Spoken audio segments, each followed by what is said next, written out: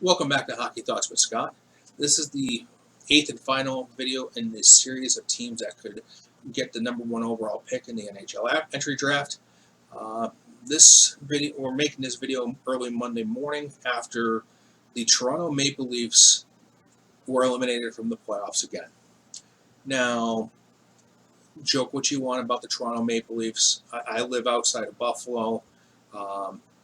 It gives me some warmth, but it doesn't give me much warmth on the Maple Leafs being eliminated from the playoffs because, let's face it, they've got good pieces in Toronto. They've got very good pieces.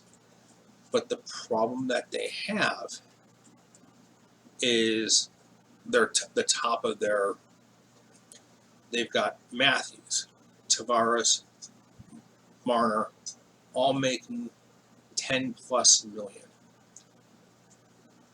And when you have 34 or 30-some million dollars tied up in three guys, it doesn't matter the names of three guys. They have 30+ million tied up in three guys.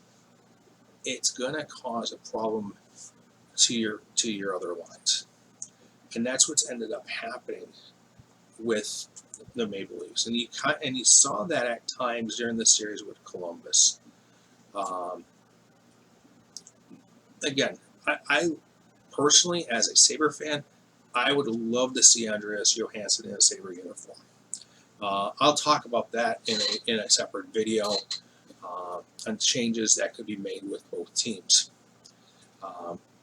But Toronto is an interesting case because when you look at who they have on their back end, you have Morgan Riley, Jake Muzzin. Those two guys are locked in for the next couple of seasons. And then you start getting into some youth with Rasmus Sandin, Timothy Liljegren, who's not on the list here, but he is down in the non-rostered. There's Liljegren down here. Justin Hall, who's a good, serviceable third pairing defenseman.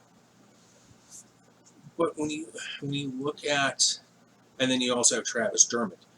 So people are going to be on the band of CC and Barry needing to go away. I think that gets taken care of by itself.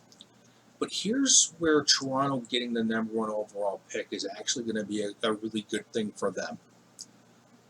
They traded their #1 overall pick to the Carolina Hurricanes to jettison Patrick Marleau's salary at the beginning of last season.